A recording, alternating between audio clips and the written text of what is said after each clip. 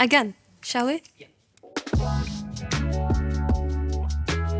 Marhaba, I'm Tala Husseino, and I'm an intern at the Learning Initiatives Department at 421 Arts Campus. I graduated from Istanbul Bilgi University in 2022 with a Bachelor's of Psychology with a focus on child development. I applied for this opportunity because I was looking for a space where I can work with my background in psychology, but not in the traditional setting where it's usually applied. So when I saw that 421 has a learning department, I was really intrigued with their programs, and I decided to join the team. My favorite projects that I worked on included the children's space, which was part of my internship project, and it's aligned with the upcoming exhibition, Way of the Forest, to introduce an interactive, engaging space for our youngest audiences aged 3 to 5. On a professional level, I really enjoyed creating exhibition deliverables for all ages, from children to VIP guests. On a personal note, I feel like I have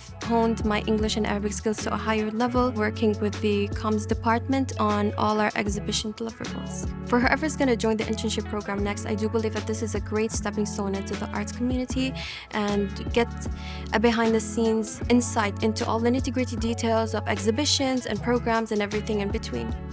I'm working on it. Yes.